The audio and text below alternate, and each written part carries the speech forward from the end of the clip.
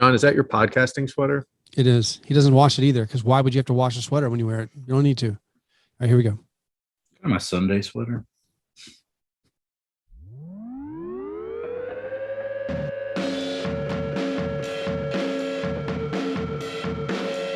All right, and welcome to Fast Break Breakfast NBA podcast. My name is Keith Parrish. I'm here once again using the miracle of computer phone. I'm here with my buddies Chuck Anderson. Hey now. Wasn't quiet, wasn't very excited. Also here with John Burr. John Burr, you're wearing your Sunday sweater, it looks like. I have an inkling why Chuck is a bit demure. Don't give it away. I mean, it can't be. Listen, I don't know. I'm just going. You're guessing, John. Yeah. I didn't say your Sunday sweater. Listen, I am on board with the argument that you don't need to wash sweaters or sweatshirts that frequently. And we've been recording kind of back and forth between Sundays and Mondays the last few weeks. John, you've worn this sweater that you have. It's 16 purple. times. It's beautiful. You've worn it a lot. Listen, I wear the same hoodie basically every time, so I'm not judging. I think it's explaining just to what I said. It's just such a profound fashion statement that it's just hung in y'all's minds. It's just a strong visual fingerprint for both of you. If this video for some reason does not make it to YouTube, to our listeners, it just looks like the Simpsons sky. It's a light purple sweater with white clouds, it seems like. Or you kind of look like a purple cow. Holstein. Chuck is lashing out. So, Chuck, you acted sad. John said he felt like he knew why. I don't want to get to it because I feel like it's too early. This show has a structure. We have a little banter. We talk about our breakfast. We do an apology. We do a best thing. Then we do a worst thing. I think Chuck is sad about the thing that comes like at the fifth segment of the show. And I'm worried if we use it now, Chuck's going to be lost when we get to it. I'll have nothing. I'll just. Or do we rip the Band-Aid off? Do we? I don't think so. Chuck's a Miami Heat fan. There is your hint. We're recording on a Sunday. There's amateur basketball on. John, this is your household's team. You're a Kansas family. Your partner is a huge Kansas fan. Is this a source of conflict that you're recording a podcast during this? Is this a welcome reprieve, escape? It's a catalyst for subterfuge because I am working, quote unquote, working very hard. You're going to get paid for this time, John. So I mean, you are working. That is a source of angst in my household. Right. Yeah. I have to go podcast. That's my job, and it doesn't raise to job in her eyes, and it never will. It is not job in my mind. Yeah. Same thing with my parents. This is job. Where you guys messed up was knowing your partners prior to the podcast. My partner thinks that this is really hard work because I frame it as such. And she didn't remember the days where I was just going to hang out in the garage to drink beer. Right. We have some semblance of official, our faces, we have headshots on websites, right? Yeah. There's links you can show people that make it look more official than it is. He was on YouTube TV. I was on YouTube. I was like, I was on. I've decided to call TV. It TV. It wasn't radio. I wasn't on radio. It wasn't radio. It definitely wasn't on radio. Yeah, because in Memphis, I got to sit in on some Grind City Media shows. I guess now is as good a time to share that watching Kansas basketball games with my partner who went there and is a diehard is not fun. Sure. She's like our worst fight, seriously, that we've ever had that wasn't podcast related. was the Davidson game where she caught me secretly rooting for Steph Curry. I don't know how anyone in the world couldn't have found themselves rooting for Steph Curry at that moment. It's very much like the current run of the 15 seed St. Peter's team. It's like what kind of person, as long as they didn't go like your partner has an excuse, they went to the school, but lifetime fan. Anyone else in the world is going to be cheering against them or cheering for the underdog. I got in a bitter argument yesterday about who people want to see Duke face. And there were people who were saying they wanted to see Duke face UNC more than St. Peter's. And I'm like, well, first of all, that's predicated on Duke losing the game that we're talking about. So wouldn't you rather see St. Peter's reach as far as they can reach?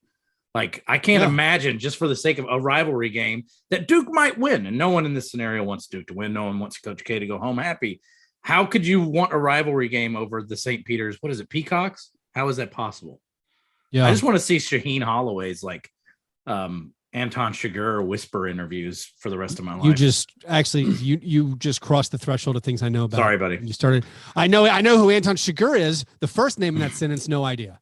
Yeah, I think he played in the NBA. he's St. Peter's coach. Anton Chigurh played for the Blazers in the 70s, right? Yeah, no, he actually coached the G League team. I think you're thinking of Eduardo Nahara. Oh, okay, yeah, kind of pretty much dead ringers. They really are. Nahara should have gone with the Chigurh haircut. Honestly, if Nahara had been around, now that I think about it, in a post Chigurh universe, it would have been a totally different bent to our podcast.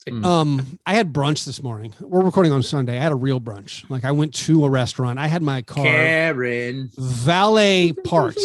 Was meeting family. Also, the lunch was paid for by someone else. That was awesome. Hey now, it was a buffet at a hotel. I did a hotel meal yesterday that included valet and learned a valet trick. What is it? Can you share hotel, it? You can pretend that you're staying at the hotel and the hotel will cover your valet. Yeah, so this one was a free 2-hour window. Free parking if you're eating there. When we sat down, it was a little close. It was not crowded, but the service was leisurely. And so we were like, is that how they get you? And now we're staring down a $0 parking charge versus the $25 parking charge. And so it got a little hairy. My thought with this buffet, it was pretty good. What'd you stack up on? My whole family was there. Our children have not been to restaurants very frequently because of world events. And we were concerned about it. So while I was in Memphis this last week for a few days, my wife actually took them on a practice run to remind my 7-year-old what it's like to sit at a restaurant. Took them on a practice run to Chipotle. Just sit at a table and don't roll on the floor and don't do something ridiculous. And they passed that test. So what we ordered, so I got a 4-year-old, a 7-year-old. The 4-year-old wanted waffles, just waffles, period, waffles. So we ordered her waffles. We had to get the clear from the waitress. There's the buffet. If the one kid gets buffet, can we give like one thing to the little one? Because she's going to want something off the thing. And they're like, yeah. You like discretion. You can get like a croissant, a chocolate muffin, like a biscuit, but please don't abuse it. And so my boy got the buffet. He went carb heavy, croissants, pastries, pancakes. And then the girl had an adult order of waffles. They're like, you want a kid's order or adult order? I said adult, cause I'm going to eat some. The 4-year-old, she housed them. She put down every one. I was like, are you gonna eat them all? And she was like, yes. And she kept going. She did not stop. She also got a biscuit from the buffet. I was like, do you want a pastry or you want like a biscuit? She's like, biscuit. Glad your kids also have like an aversion to protein like you. Cause I remember a couple weeks ago, maybe you said that you ate far too much protein. I don't have an aversion to protein. Your subconscious. I'm saying the American dietary just profile, we get plenty of meat in our lives. That's all I'm saying. But yeah, maybe. I don't know. Anytime you go to like a dietitian or like they want you to work out, they'd start cramming that protein in every orifice you got. Yeah. Powders of protein. In order to build muscle, you need to have 1 gram of protein per pound of body weight. I think Keith's totally satisfied with his Chet Holmgren physique. I don't think I'm just gonna go. I'm gonna go Chet Holmgren. The buffet was great. My thought was, and actually comparing this to my trip to Memphis, what's a baseline or what's a price for a cup of black coffee that will raise your eyebrows? What's the upper limit where you're like, whoa? Anything more than $2.50, I'm at a Starbucks. But if you're at a hotel, you're usually not going to look out with a $2.50 cup of black coffee. It's almost always going to cost you more than that. Yeah, I mean, is anything $2.50 anymore? Aren't like tacos? I want to know what your spit take price for a cup of black coffee is. $7. I think that's 4 or 5, and I'm like, what are y'all trying to do here? So Chuck, John, great number. Spit take is 7. I assume it's going to be 5 type thing. Like if you're at a hotel, I assume it's going to be $5 for the coffee.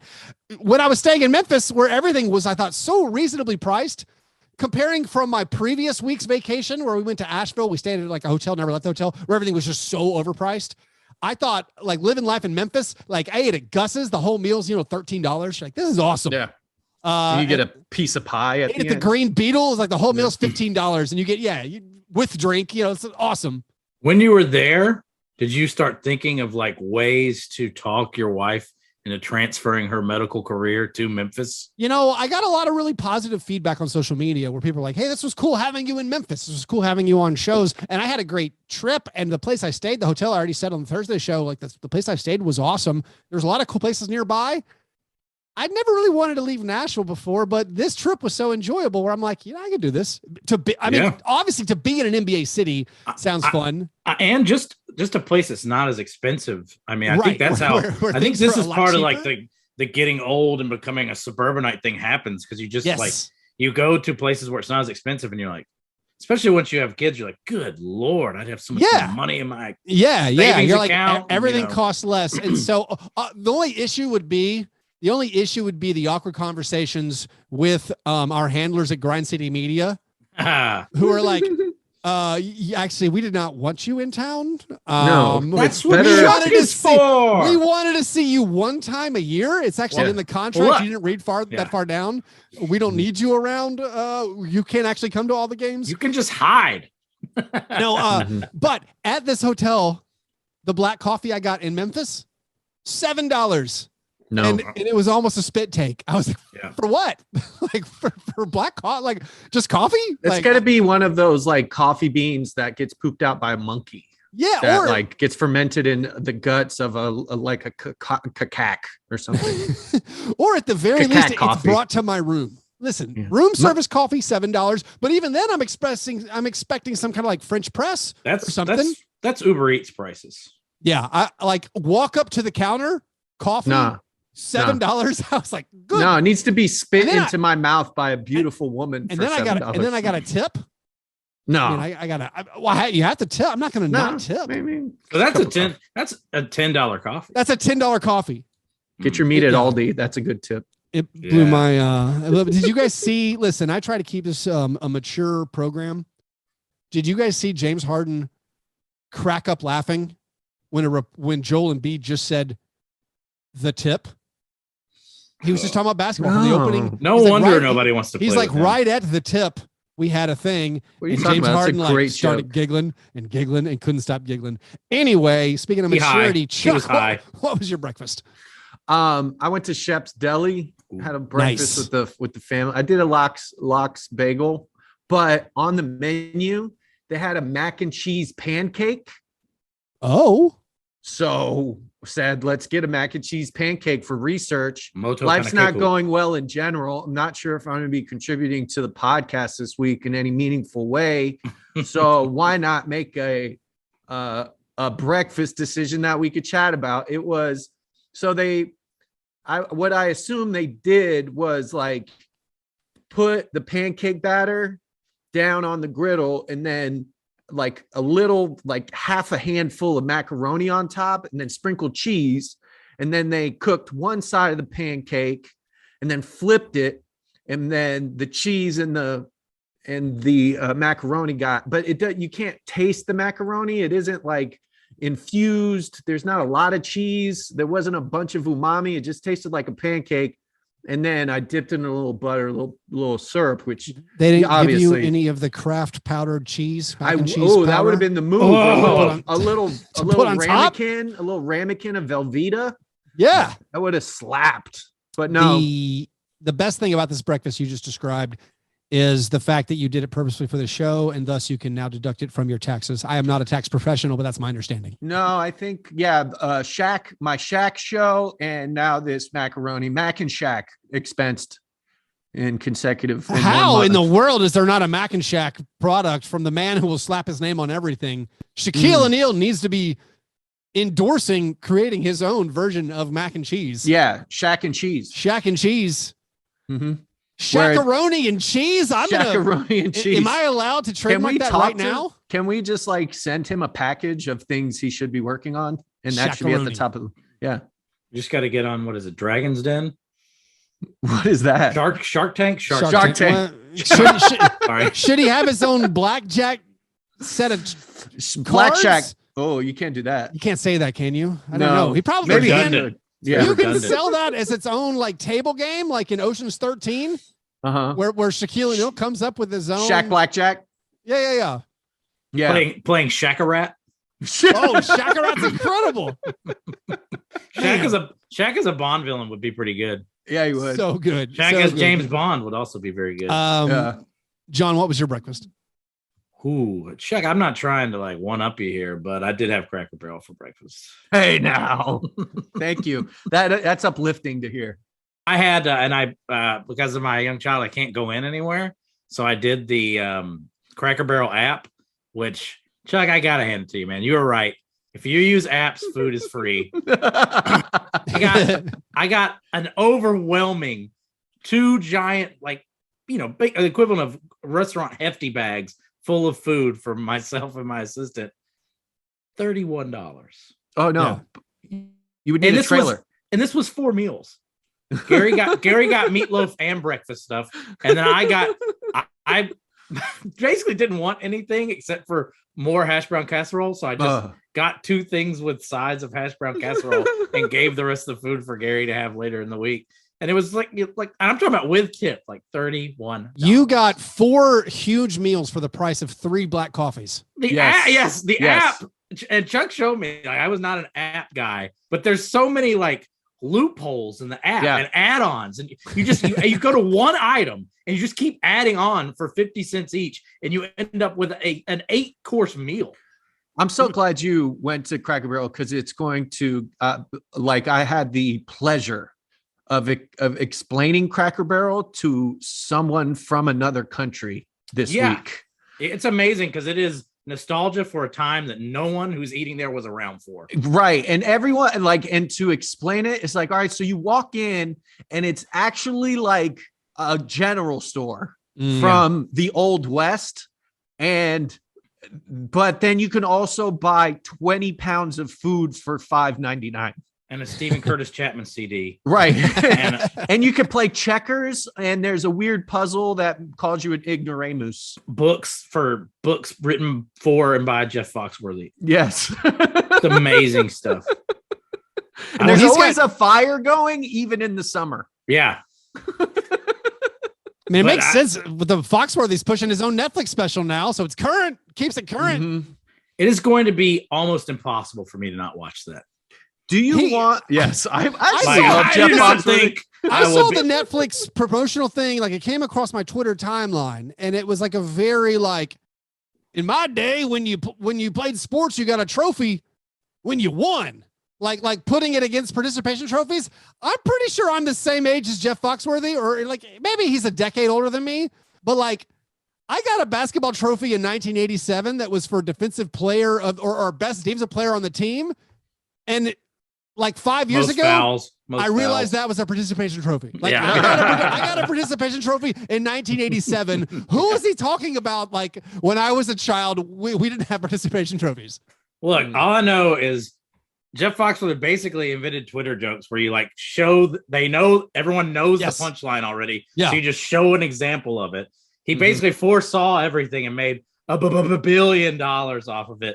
And because we bought these tapes and CDs from Cracker Barrel and listen to them on every road trip, if it has a Netflix special, I'm going to end up watching it, just like how like people like, oh, it's a Transformers movie, I have to watch that because I watched the cartoon. It's going to happen to me. It's like, well, we're programmed. Happy about it. There's nothing we can do about it. Yeah. No. Most of your life decisions, I'm sorry, it's Pavlov's predetermined. Pavlov's Cracker Barrel CD and the strange like plastic thing that kept you from shoving it down your pants. That's an anti-theft device. If anyone doesn't know, they had these huge giant things, so you couldn't sneak them out in your pants. You didn't want like the mall security cop, like Bernie Mac from Bad Santa, to get you, man. Yeah. Anyway, those were our breakfasts. We should move on to our breakfast in bed apologies. This is our chance to make right what we might have gotten wrong on a previous episode. It is frequently the first time we talk about the NBA, which this show is supposedly about. Let's talk about basketball. Is there anything that you guys need to make right that you got wrong in a previous episode. John, what do you need to apologize for? This is a tough one, and you might get mad at me, Keith, and have maybe even a rebuttal, but I'm going to apologize to Grizzlies fans because I cannot, in good conscience, put Ja Morant not even as a candidate for MVP. I can't even get him. Just watching the team and looking at their record without him, which Keith, go ahead and say it. 17-2. Yes, 17-2. I cannot, in good conscience, put a guy in my very edified, much lauded MVP rankings everyone cares about. I can't do it. I want to. I still love him, but he's also going to play 56 games. Yeah, right. I mean, he might play one or two more. He's not going to play. He's not going to play any this season, I don't think. Yeah, maybe a warm up at the end. It's like he might play one of the last two home games. Like he's going to play fewer games than Steph Curry, guys. Hang on. Like he's going to play. He's not. Yeah, I'm with you, John. I feel like I was kind of early on this. Like I'm a huge Ja Morant fan, and I'm obviously obsessed with the Grizzlies, but I can't put him on. I was going to do it despite it's out of control. Despite my I think that this is more of a team achievement than anything else. This record and this success, and don't think that he's all that. And I mean, it's almost become clear he's not all that important to what the Grizzlies do. It certainly helps to have him around, and he's most exciting player in the NBA. But I was ready to, despite that belief, still put him on my MVP rankings just because I want to. Yeah, I mean, now I can't. I just can't.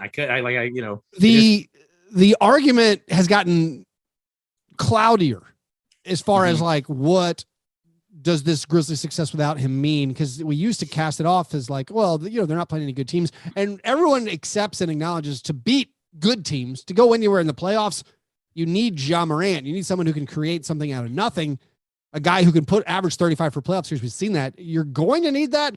But as far as these regular season wins, like they beat the bejesus out of a Bucks team that's trying to win. Yeah. That had Giannis. Drew Holiday missed the game. They had Chris Middleton. Brook Lopez is back. They're in a tough playoff seeding battle.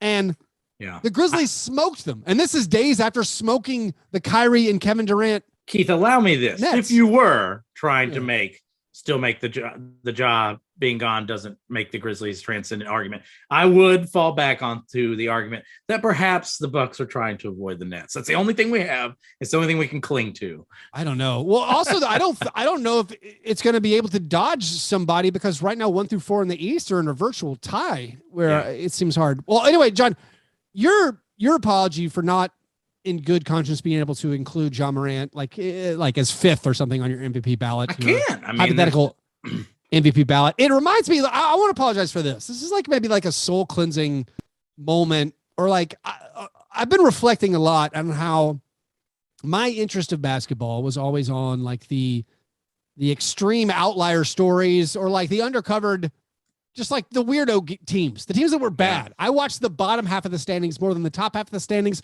You don't get to do that when you're one of the best teams, Bubba. So like, and people are like, hey, who's your MVP pick? And I used to be like, man, I don't care. I'm not that interested. And I've even admitted on the show many, many times, when it came to the postseason, by the time I hit conference finals, I stopped watching that closely. Like I was like, all right, these are good, but like a lot of these conference finals matchups, I didn't care about the teams.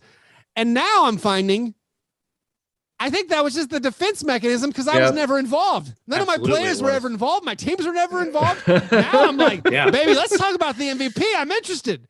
Let's talk about the top 4 in the seeds, because like I'm waking up every morning now, I am on fire for basketball. It's crazy how you'll start looking at stuff like the scoring leaders, the crazy things that you thought you never cared about when you have a transcendent player in your midst. Right. And so like, even defensive player of the year is going to be a big thing to you for the rest of your life. and it turns out even categories where I don't have like a dog in the fight, where I don't have a horse in the race, and like rookie of the year, you've gotten a whiff. I've gotten so energized by my team beating the bejesus out of teams every other night, where I'm like, hey, let's talk about basketball.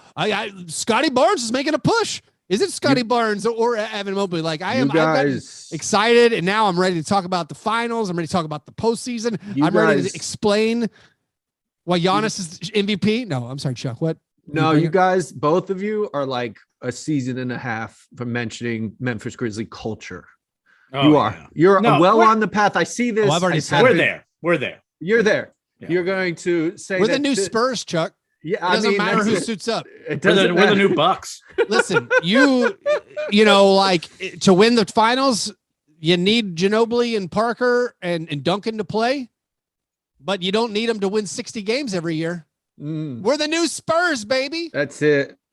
So I'm interested in watching your fandom change in front of my eyes. For a long time, all I cared about were the favorites. All I cared about, call me at the Western Conference and Eastern Conference Finals. That's when I want to. Well, I don't want to lose the joy, man. Because like right now, people are like, so I'm excited about this. Like this, here's a stat. I haven't recorded my grits and grinds for Monday yet, but one of the stats in there is going to be the Grizzlies this year have 12 victories of at least 25 points. That's the most such blowout victories in the NBA this season. Wow.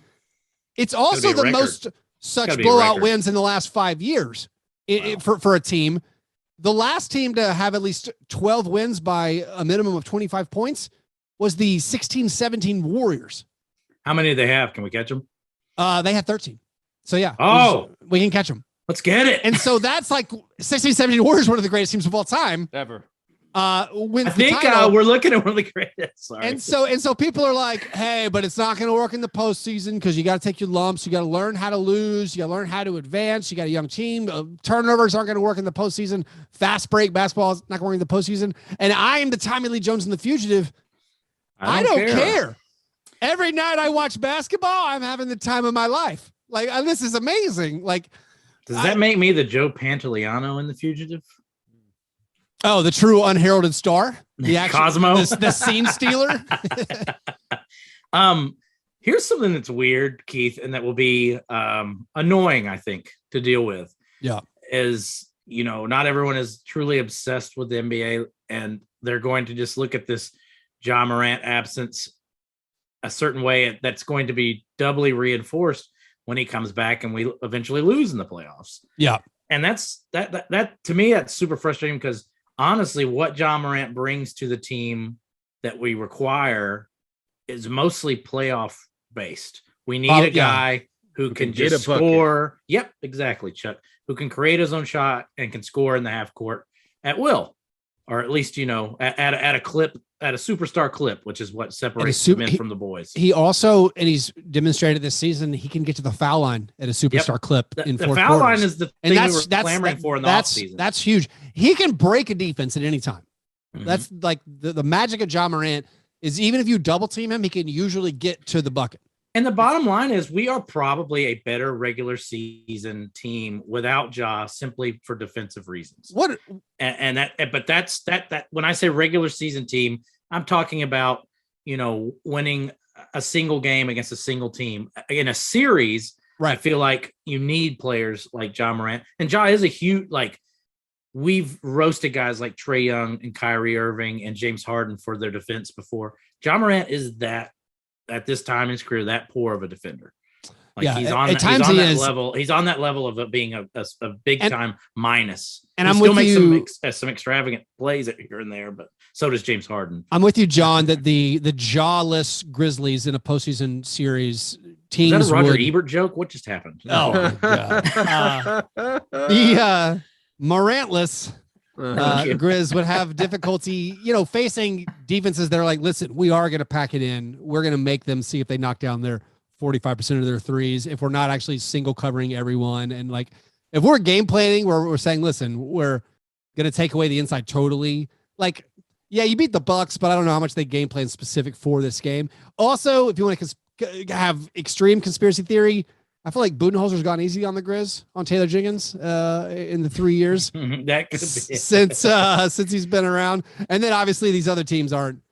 The Nets had no defensive plan, and clearly the Pacers, Rockets, et cetera, over the last little bit. Here's the analogy. I threw this out in a conversation recently as far as regular season basketball.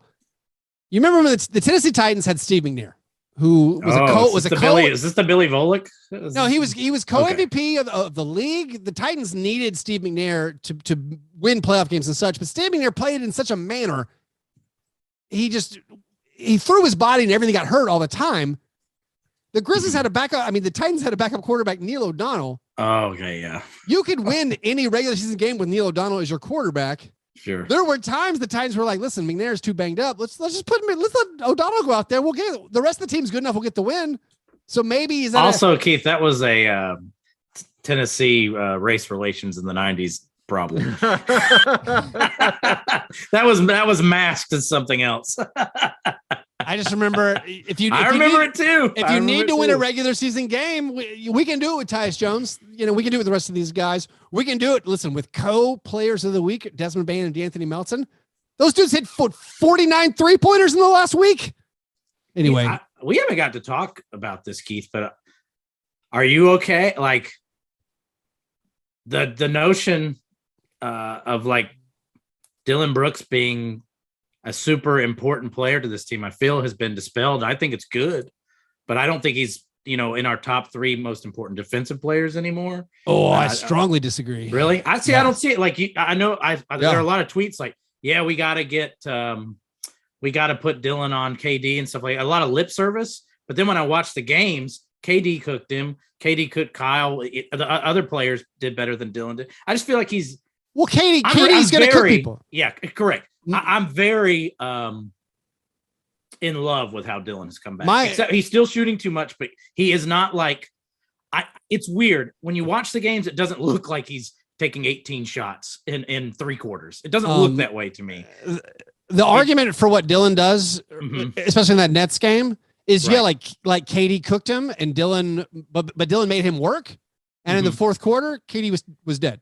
He was tired. This is the Dylan that I was hopeful for and I'm happy to have. But I know you were super into him. I was just wondering what that adjustment. Well, I mean, been like.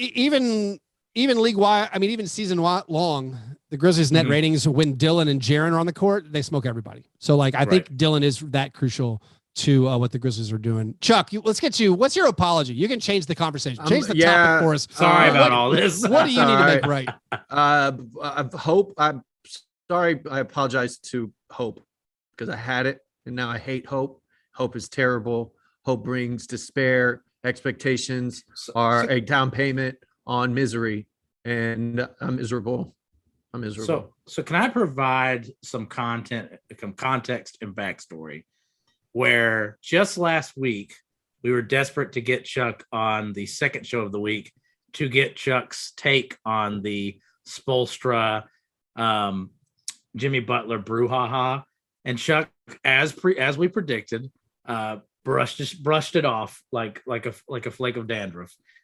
He withdrew into his shell. Yeah, he defense mechanism came out. I would like to know now that is no longer now that Jimmy won the war. Days later, took the game off. Well, he took the game off because his son needed like a surgery.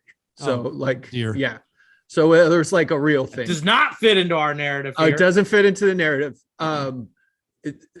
What is concerning is that a blow up where the coach and your highest paid player almost got into a fist fight is like the third worst thing that happened in the last 4 days. Like, that's not even the biggest deal to me. You blow a huge lead to Emmanuel quickly, 17 points to the Knicks. This is also my worst. So when the worst comes, just skip me. We'll just boil all this all into one thing. There's no hope. I have no hope anymore.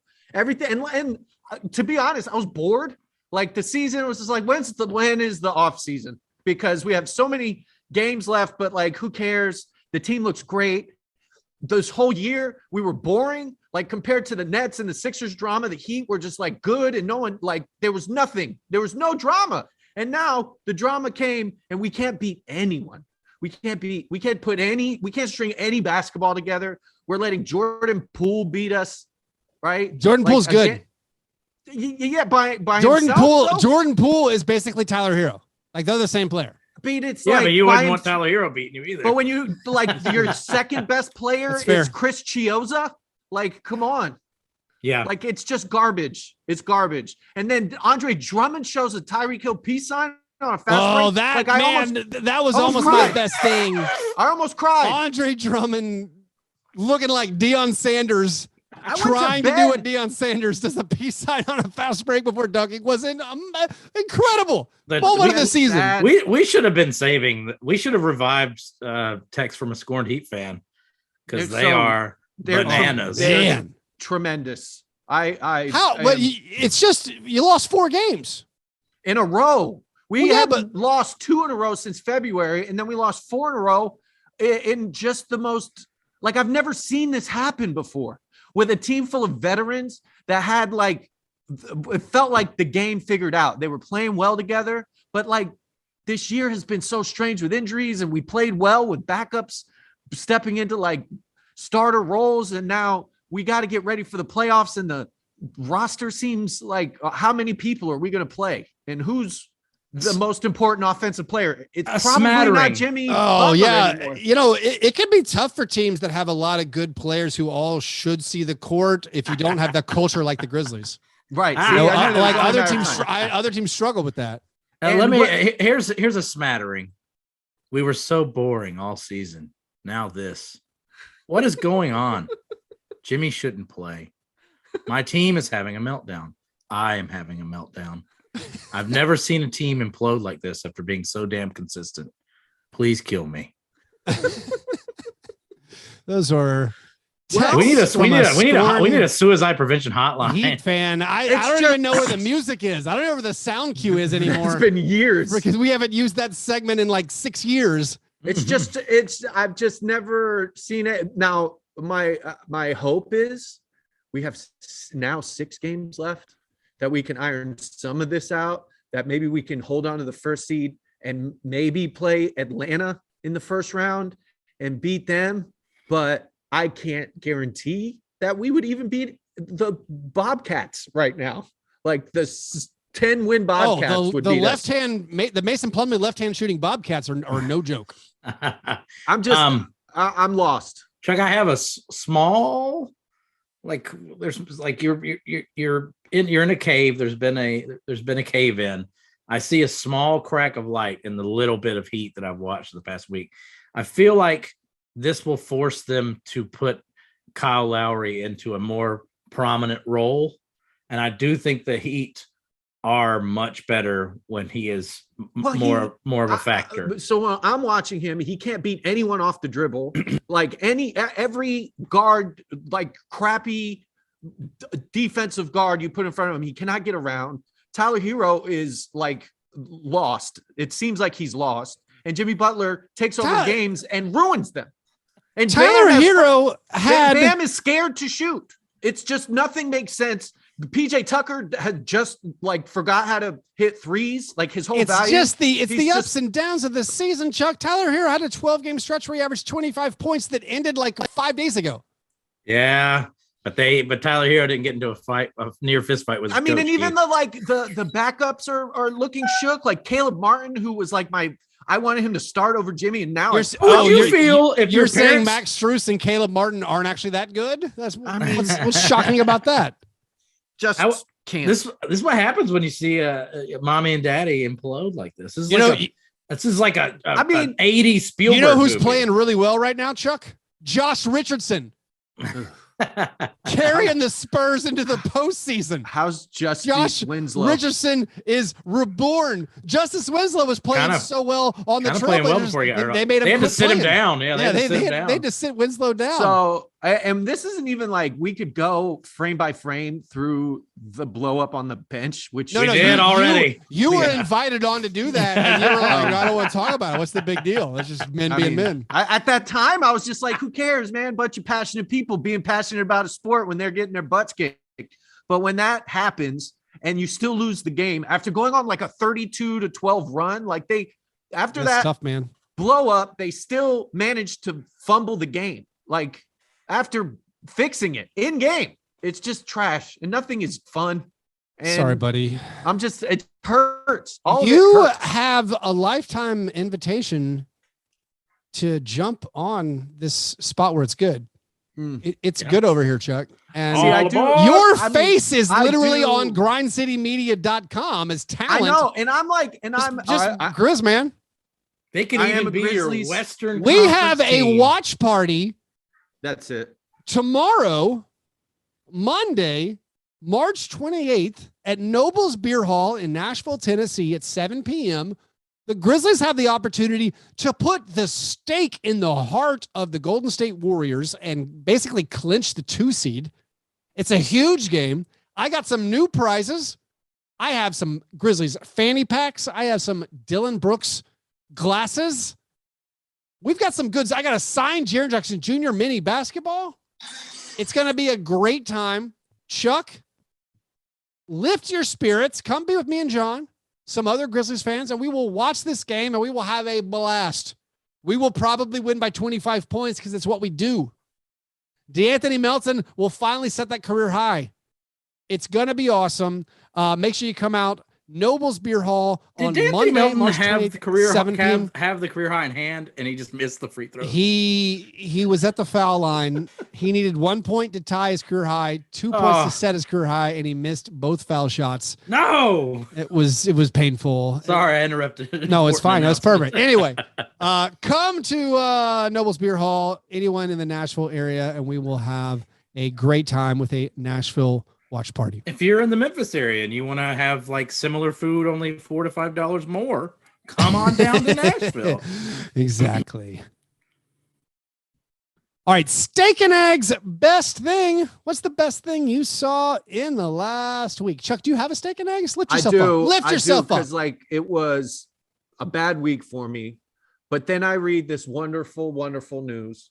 We all are familiar, John. I'm sure you're familiar with the Razzies.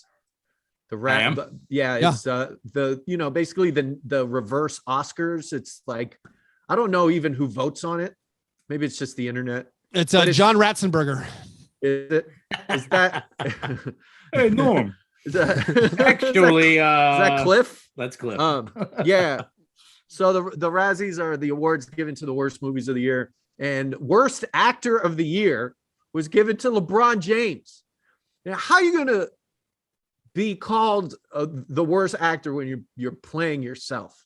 Like, that's what. And here's where the only reason he couldn't act in that situation was because he couldn't say his lines in emojis. Right? Wine glasses. Like there wasn't any taco. He couldn't say taco emoji, because the director was like, no one knows what you're talking about, LeBron. And he wanted to say hashtag kid from Akron a lot, but nobody was like, people were like, you can't say hashtag in conversation with your son. I hesitate to ask you this question, but did you see LeBron James's Instagram post?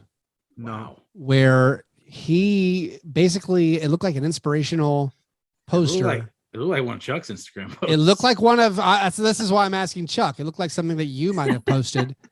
It was, he had a message for the fellas. Yeah. He said, hey, hey there, fellas. Something to the effect of, know when you're dealing with a lady, there's a difference between a playa and a player. I did see that. And he spelled it. Yeah. And it's specific, like a woman always wants a playa. That is either some con bud or some good cab. He's on specific amount of rosé. Yeah. Also like him kind of being cool with Deshaun Watson, like coming to like just saying anything about that guy at all. We know from the podcasting world, never mention it or never talk about it. Right. Don't wade into it. I'm glad it's not my sport. I'm glad it's not my team. If it's my team, we'd have to make a stand. We have to figure some stuff out. Just steer the boat away. We're not our iceberg. I can say the owner of the Browns, Jimmy Haslam, committed such a massive fraud and stole more money than basically every small-time crook in America combined. He was fined $92 million by the government. Hey, now. Never once steps a day inside jail. Owns an NFL team. Anyway. Before we move on, Chuck, I'm not one to pile on, but you don't want to go through the history of the Razzies and see how, like, secretly getting a Razzie can be really good for your career.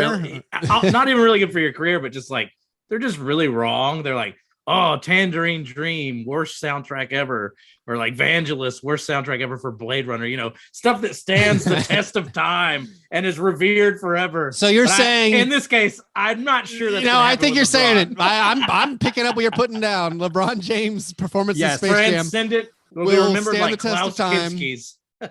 Honestly, it will. When we live in the Wally world in the 24th century, it's going to be like, this is the greatest piece of cinema ever made. Well, eventually when we all are living in the metaverse, and that was the first movie that accepted it as a reality, where we're just surrounded by advertisements at all times. I mean, we're already casting people for their number of followers as opposed to their ability in movies.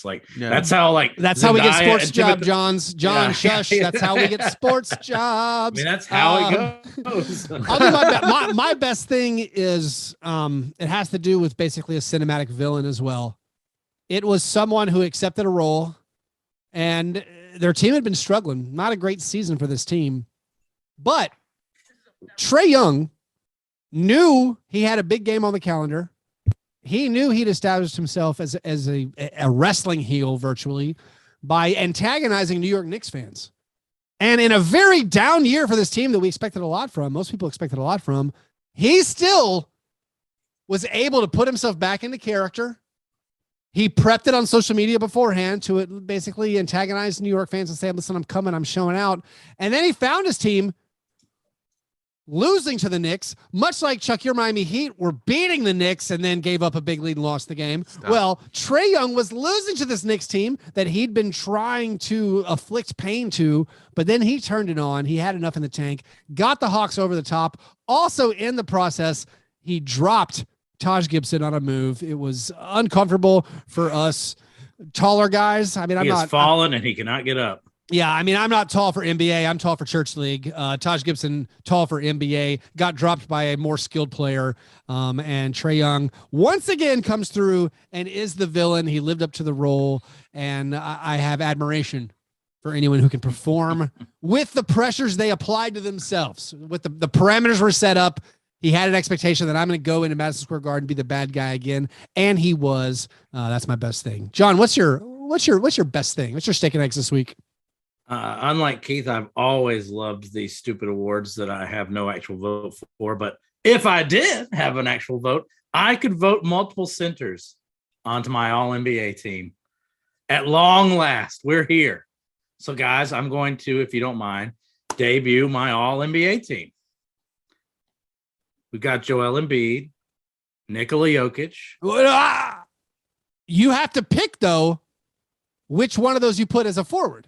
Okay. They're eligible as forward, and this is very important, it turns out. So, all right. Let me reformat then. Or do you need to go ahead and finish, and then you'll figure it out? Center, Joel Embiid. Okay. Power forward, Karl Anthony Towns. No, wait a minute. No, power forward, Rudy Gobert. Small forward, Karl Anthony Towns. Shooting guard, Jakob Poeltl. Point guard, Nikola Jokic. No, I like the joke. But you're not like they I'm only a little wrong, right? You're only a little wrong. You're not allowed to put Jokic at guard, though. Right. You're only allowed to put him. I know, but this is a great thing that actually means a lot of money to these guys and has been terrible for a long time. So here's the thing. I might have this wrong. Good caveat. I'll have a breakfast in bed apology prepped if I'm wrong about this next week. I believe if a lot of people say Embiid is the person that most people put as first team All-NBA center. You're either going to put Jokic or Embiid at center. And so if you decide to put Jokic at the power forward, that is actually going to end up costing him for not making the second team All-NBA possibly, because they don't combine the center and forward votes. Right. You're going to have a pile of Embiid and Jokic center votes and a pile of Embiid and Jokic forward votes. I think this actually could have catastrophic cascading consequences where like maybe they don't end up even on the second team somehow because of confusion over this vote process. Dear God. Because it's not, again, they don't just add up the total votes. It's going to be a situation where like, hey, Karl Anthony Towns got every single third, or maybe it's Gobert. So Gobert and Karl Anthony Towns, like there's going to be a lot of third team All-NBA center is either going to be one of those two guys. Sorry, I don't think Bam Adebayo is there, especially not after the last week. Am I right? But guys, I'm right here. Is this too much? Come on. This is good-natured ribbing. This is the only form of affection I have.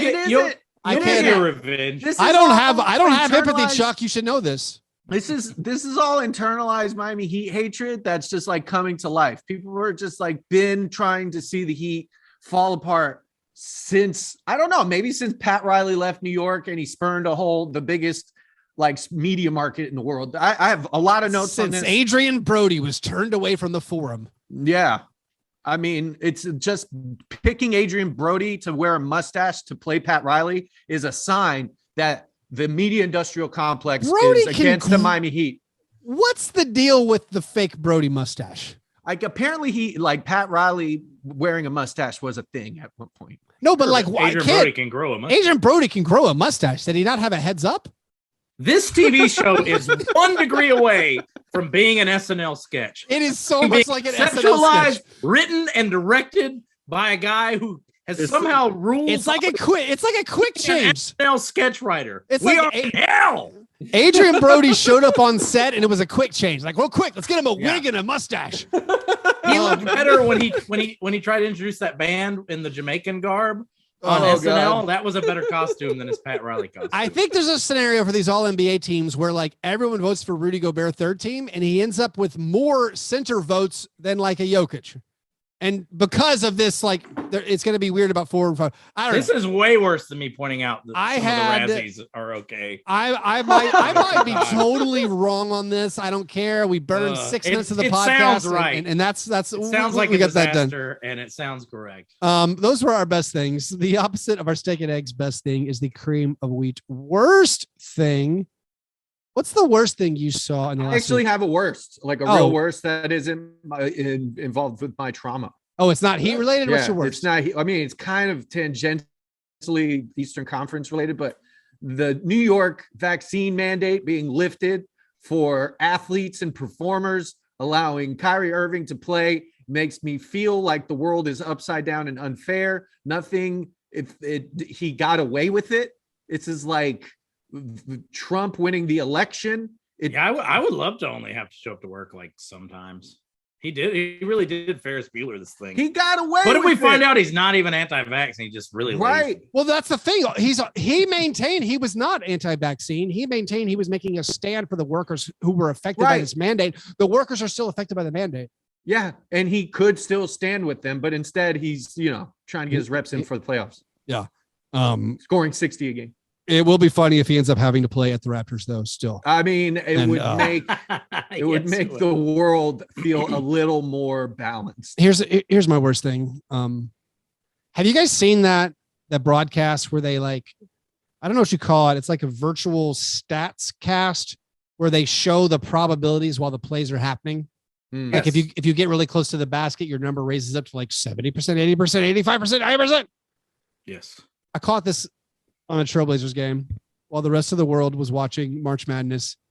I was watching the back-to-back, the back-to-back 2 nights in a row of Rockets Blazers. Woo! Incredible action. Those are like sloppy pickup games. I mean, I'm talking they shut down Eric Gordon and then Chauncey Billups and the Trailblazers are like, oh, well, Josh Hart's not playing either game. Yeah, that's right. Justice Winslow can't play anymore. But they had that live stats cast on. You're going to have to shut down Eubanks next. Eubanks. Oh, thanks to Joe Yoder and our Slack for sharing the stat they threw up on the screen. It was like most dunks in a game, Portland Trailblazers history. Who was number one? Do you remember who's number one? It was LaMarcus. Oh, LaMarcus Aldridge was one? Yeah. And then he was like 1 and 2, 3 was Nurkic, 4. Eubanks against the Rockets had 7. They were showing this live stats cast for a play with Chris Dunn was involved with a pick and roll. And the defender fell down and then backed up and left Chris Dunn unguarded. And he's standing at the top of the key unguarded. And his number's 32%. And it's just like, if you just refuse to guard this man. How is that your worst? How is that not your best? That stats cast is 32%. That's offensive, man. Is that cyberbullying? That's so disrespectful. I Chris Dunn can make higher than 32% of unguarded 3-pointers. Am I wrong? He can make over 32%. Like if you're not going to guard him whatsoever, top of the key, I think you got to tweak the formula. But that kind of bugged me. Also, speaking of math, Basketball Reference only has the Grizzlies as 22.7% to keep the Lakers pick. Distraught. No. Distraught. Although, you guys want it all. This is what bothers me. You want the dub, you want an MVP, you want Defensive Player of the Year, and you also want to rip a pick from the Lakers. Yeah. And you're sad about that. And I'd be sad about something real, like your coach being like you remember in Tom and Jerry, the little dog and the big dog?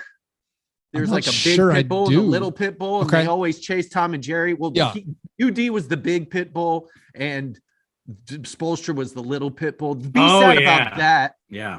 Be sad about that and not getting the Lakers pick. You guys make me mad. I do feel like Eric Spoelstra, once he realized that UD had his back, really just went full Marlon Brando and Streetcar Named Desire. Like, Stella, look at me. It felt like specified insanity. Like, hey, I he has this, he goes through his choices. All right, how will I perform in this environment? I will stay stoic. I will be funny. Oh, I will act like a maniac. And Uncle June, when he's trying to get off, not catch the rap, pretending to be senile. But you know what? If Spoelstra keeps it up, he's going to end up shooting Tony. So, down. You're right. John, did you do your worst thing? Not yet, and it's kind of like it has like a Hans Zimmer type brom to it as it just gets louder and louder as they destroy more teams by even more Grizzlies-like proportions. And it's that there is endless yet justified Celtics banter now. Championship banter. They're going to be the 1 seed, my friend. I hope you're okay with that. It's going to be rough.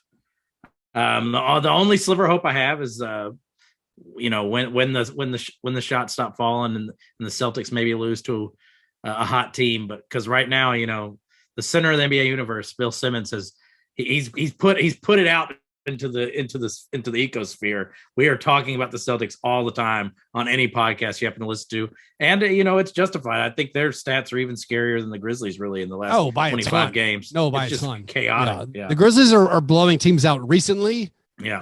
Because Josh stopped playing, and it's been for months. The Celtics have been killing people for weeks and weeks. I think if you want to take solace, Peyton Pritchard cannot keep this up. No, unsustainable. Right. They used to not want to play Pritchard. Like it was, they wanted him off the court. That part's unsustainable. But the Celtics are definitely crushing again. And this is part of my rejuvenation where I am so obsessed with the top of the Eastern Conference right now. All these games are must watch. And we're recording this during this Kansas Miami college basketball game. There are a bunch of huge games on Sunday like that. The Lakers Pelicans, unrelated to the Eastern Conference, huge game, but very related to the Grizzlies keeping their draft pick. That's on Sunday night. Chuck. The Timberwolves are kind of catching up on Jazz Mavericks. Jazz Mavericks play on Sunday. Timberwolves play the Celtics on Sunday. So a lot of big things are happening after we get done recording. But yeah, as someone, John, like you, who dislikes the Celtics, it's a tough world to live in right now because they look absolutely unbelievable. Anyway, those were our worst things. Before we get to the awards segment of the program, we have a couple of listener submitted questions. The croissant question all. Darling asks, along with KD and Kyrie, who else would you put on your all-NBA misfit starting five? I mean, does Jimmy Butler need to be on there? Oh my God. I mean, I think that's where he's angling. It's also interesting that you have two misfits in KD and Kyrie on the same team. And then another candidate that you have to think of would be James Harden. I mean, really, when you have three misfits, why is KD on Darling's misfit team?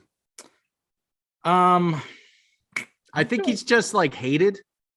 He's universally hated. Although we do know as a ring chaser, and we do know from our community being so robust and how we get to know each other, Darling is a KD fan. Yeah. It might just be because KD is so prickly and so. Yeah. I guess if we're going misfits, we're going. I'll go with another net who hasn't played for the Nets this year, but Ben Simmons. And then what do you do with Ben Simmons? Yeah, sure. Yeah, Zion Williamson at this point? Yeah, absolutely. Dunking through his legs on Instagram, but is missing time with the Pelicans. Yeah, he's explicitly breaking the team rules publicly, like flagrantly doing it in front of everyone's face. Like, come on, man. Like, so that shows a level of. This is like Jay Williams riding a motorcycle right after he got drafted. Yeah. Flagrant. If we're doing misfits, though, we need a fifth. We need a fifth. I guess Jimmy. Russell Westbrook is not fitting in anywhere. Yeah, but he says all the right things as a player for the team, right? Yeah, I agree with that. It's got to be. I mean, I know recency bias, but Jimmy Butler, he has walked away. He's like that guy who leaves every job doing the bit from Half Baked. Fuck you, you're cool, I'm out. Right? Guillermo.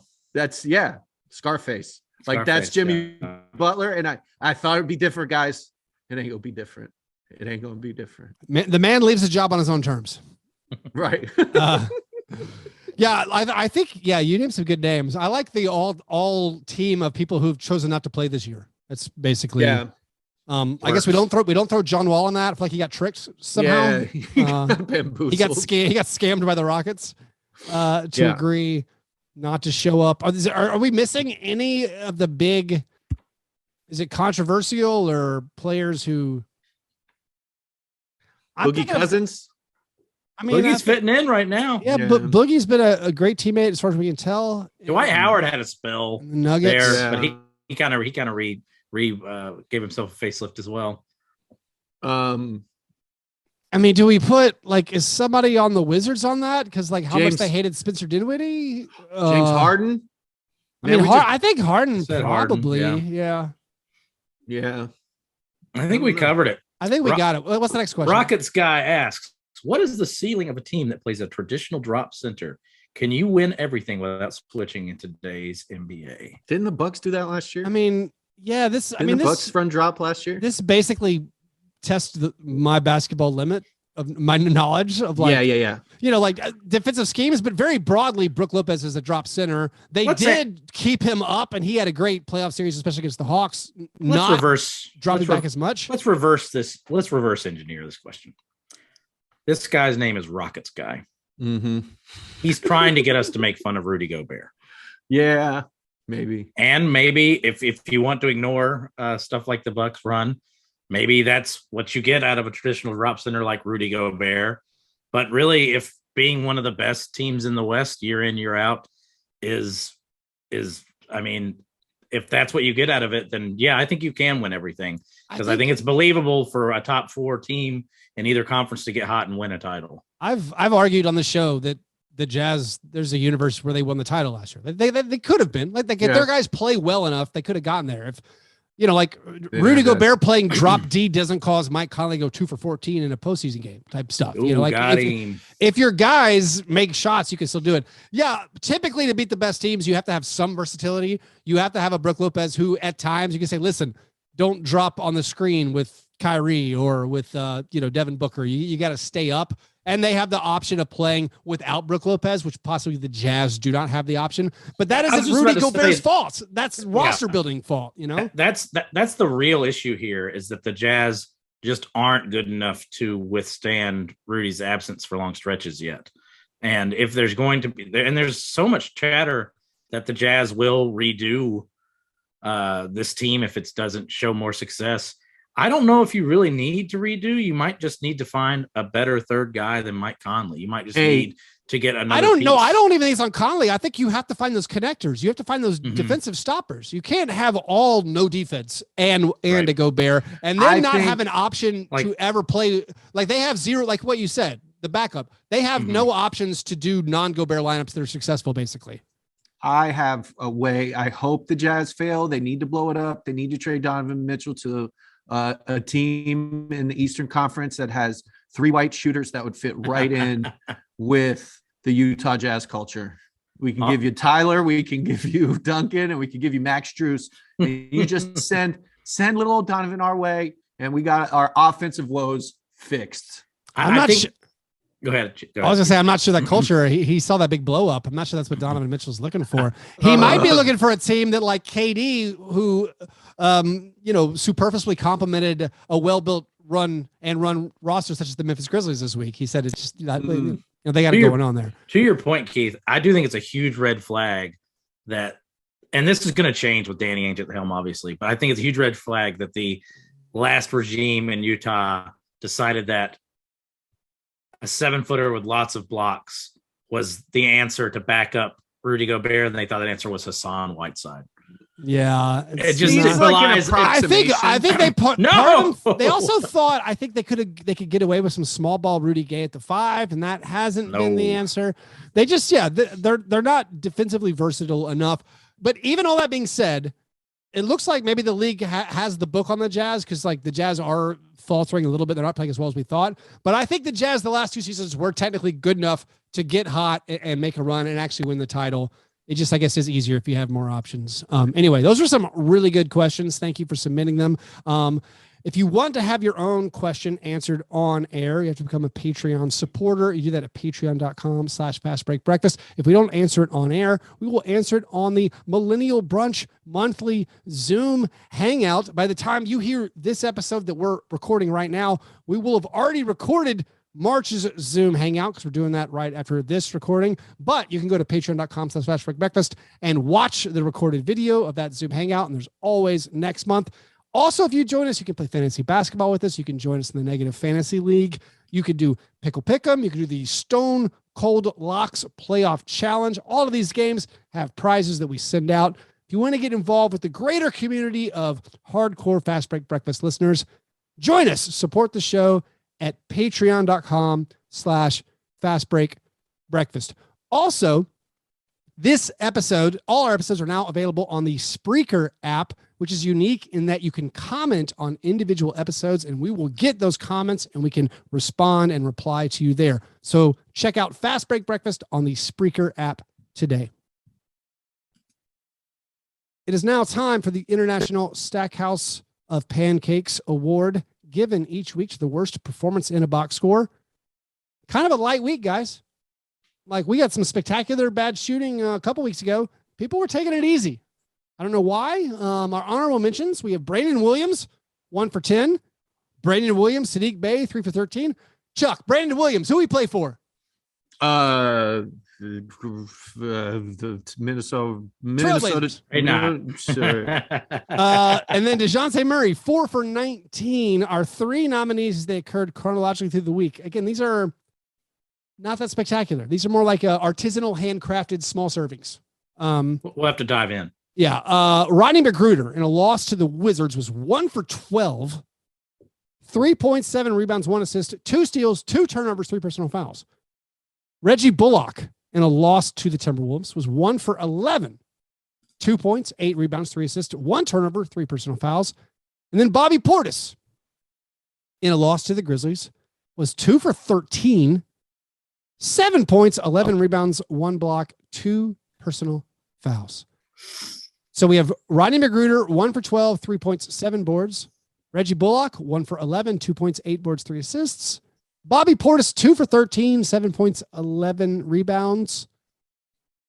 I guess no reason to overthink it. Probably McGruder, just the 1 for 12 is worse than the 1 for 11 or 2 for 13. I think so. And I think he had the least kind of peripheral stats too. Yeah, I mean, he picked up 2 steals. It's a tough one. We'll give it to Rodney McGruder and move on. Congratulations, Rodney McGruder, winning this week's International Stackhouse of Pancakes Award with, I'll say it, probably the least impressive bad performance for a week we've had so far this year.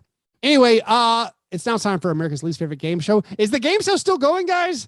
I didn't know what I was traveling obviously last week. The only thing I'm winning this year. We've tried to escape, Keith. We can't escape. I lost last week. I took Devin Booker. That was bad. Oh, so John ended with Devin Booker. John got the loss. So John and I are tied at the bottom of the standings. This game is John, Chuck, and myself. We have a draft where we try to pick the player who will score the worst using our International Stackhouse of Pancakes Negative Fantasy League scoring system, who will score the worst on the TNT nationally televised games. It's got very, very weird. There haven't been TNT games the last couple of weeks. We play on. They're back. The goal is to not finish last. We draw lottery balls out of this bucket. There are 2 silver balls and a Stern ball. If you get the Stern ball using the powers of David Stern for basketball reasons, you can swap out your pick player with a player from your opponents. You do that, trying to give your opponent the loss. Again, the general summary, John and I are on a collision course. We're tied with the most lethal lottery points, which is bad. We're trying not to finish in last place. You both have more than double the losses that I have. I want that to be the most important thing we underline 10 here. apiece. That's right. All right. So I've only lost John 4. is drawing now. Do you have the game that we're going to be 2 picking games? between? Okay. There's 2 games I've selected: Nets and Bucks. So we're going with the Nets and Bucks game. I'm giving Keith a once in a lifetime opportunity. All right. So John is pulling from the Jack-o'-lantern. He's hoping for that. Oh, we got a silver ball. Not what he wanted. I want to take. I'm not gonna step into Keith. I'm gonna let you do the right thing. Thank you. I know. I'm not gonna take him. I'll take Bruce Brown. Bruce Brown. Wow, that's a bold pick. Bruce Brown's been racking up the fantasy stats recently. This is not easy on these 2 teams. I am now drawing. John is now drawing for me. Give me that Stern ball one time. How do we? I don't understand the system. I need Ernst & Young to come in and audit what you're doing, John. I don't want Chuck to have it. How is it every week? Every single week, John gets the. Well, at this Chuck point, gets the you guys are competing against each other for last place. So for Nets, me, Bucks. Yeah, go ahead. He's gonna give it to me, Why? or he'll keep it. I've already told you my strategy at this point. He wants to get us to tie. I'm gonna get. This game has so many positive players who are almost guaranteed positives. I'm telling you what I'm going to do. Kyrie, Giannis, Kevin Durant, all out there. I'm going to take Grayson Allen. Ooh. And I'm just going to see what Chuck does. I get it. Chuck does. I'm not going to say his name, but I was hoping you were going to get to take a player who you have an ongoing feud with his mother. Chuck, you're up. So I'm right where I want to be, which is impossible to lose, but I can receive joy in watching both of you be in last place. That's true. Mm-hmm. So what I'm going to do is pick Giannis, and I'm going to keep him because I'm going to purposely lose this week, guys. And I'm going to continue to purposely lose for the rest of the season because we only have enough 1 week left. And you two are going to both be in last place and have to do something terrible with each other or to each other. I've been telling you this for weeks. This is the Kaiser Soze moment for me. It really was a Kaiser Soze moment. I didn't understand it. Yeah, I've just been waved. John, it wasn't personal. You were just beating Keith. So I had to switch with you so that you would be even with Keith. Now that you're both even, I'm just going to pick the best player every week. And by the way, John, I can't select the guy I rivaled with, Javon Carter. Because he's making 55% of his threes on the Bucks. I know, dude. Anyway, he's the best player in the world now. And by the way, I got to mention it again. DeAnthony Melton lighting up Grayson Allen and having the Grizzlies destroy a Bucks team starting Grayson Allen. There needed to be a Taylor Jenkins cam during that game. Beautiful moment. Beautiful moment. Anyway, par fadeaway, gentlemen. What things are we looking forward to in the coming week? The watch party. Watch party, baby. Bring in the heat. Bring in the heat. Monday, March 28th, 7 p.m. Hopefully right after you hear this show on Monday morning. Make plans. We've been telling you about it. Hopefully you'll be there. Nobles Beer Hall, 7 p.m. for Grizzlies Warriors. Chuck, what are you looking forward to? I'm looking forward to Connection and Moon Knight. So the Marvel television show Moon Knight will be premiering basketball, but you say Mood Night? Moon Knight. It's Marvel, Disney Plus. You need a Mood Night. They're scraping the bottom of the proverbial jack-o'-lantern with Moon Knight. Man, I didn't think anybody would care about Captain Marvel, and they did. So let's do it. I mean, we'll see everybody at Nobles Beer Hall. Come cheer me up. Tell me that you think Alonzo Mourning should have been named to the NBA 75 all-time list. It's a good opening line with you.